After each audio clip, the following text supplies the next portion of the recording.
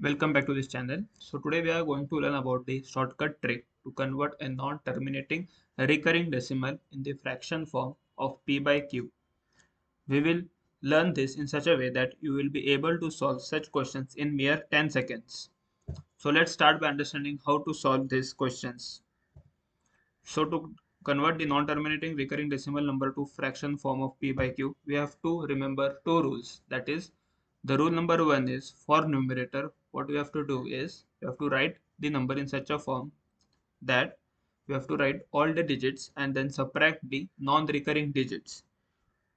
We will see the practical examples in the next slide about how to tackle such kind of situations by solving few examples.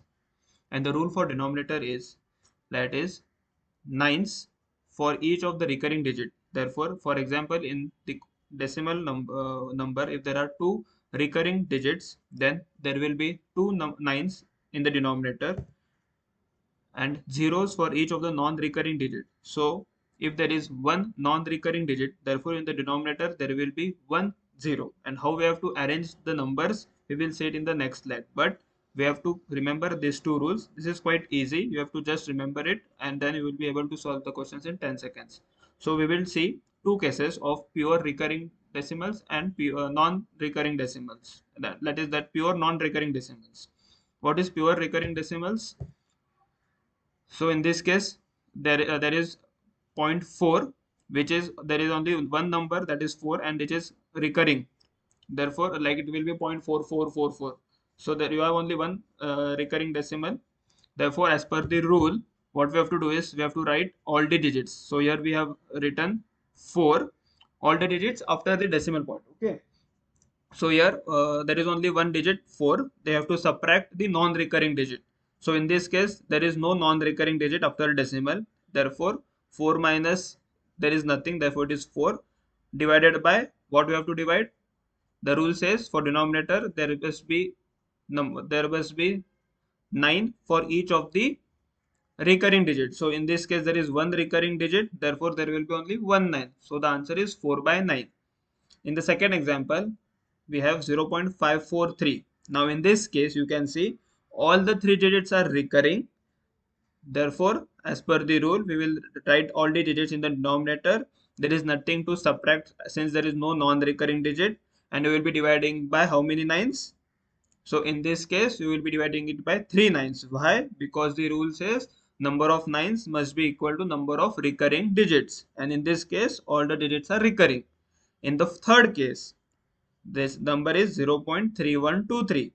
Now, since these are all four recurring digits, the numerator will be 3123 and denominator will be 4 nines. Why? Because 4 recurring digits. So this is a pure recurring decimal example. This is quite easy. You just have to arrange the number and then divide it by number of nines equal to recurring digits. This is quite simple. Now in this case, there is another case of non-pure recurring decimal in which few numbers will be recurring and few numbers will not, a few digits will not be recurring. So here you have to apply both the rules of numerator and denominator. In the first case 0.43, you can see that 3 is recurring and 4 is non-recurring. So the rule for numerator says write all the digits. So we have written 43 minus subtract the non-recurring digit. Therefore 43 minus 4, because 4 is the non-recurring digit, divided by what? So 9 must be, number of nines must be equal to number of recurring digit. Here only 3 is recurring digit. Therefore we have only one 9 and zeros for each of the non-recurring digit. So 4 is the non-recurring digit and it is only 1. So we are dividing it by 9 0. In the second case 0.543. Here you can see we are writing all the digits. We are separating the non-recurring digit, that is 5, and dividing it by 990. Why? Because two recurring digits, hence 2 9, and single non-recurring digit, therefore 1 0. Third case is also same. So basically you just have to remember these 2 points for numerator and denominator. That what are the key points? For numerator you have to write all the digits and subtract the non-recurring digits. In case of pure recurring decimal, you no need to subtract anything because there is no non-recurring digit. All the digits are recurring. So in that case you just have to write the digits and then divide by number of nines. like the number is 0.4, like 0.4, then you have to divide it by a single 9, 4 by 9. In the denominator, what you have to do is 9 for each of the recurring digit and zeros for each of the non-recurring digit. And the examples, we have seen it in the earlier slide.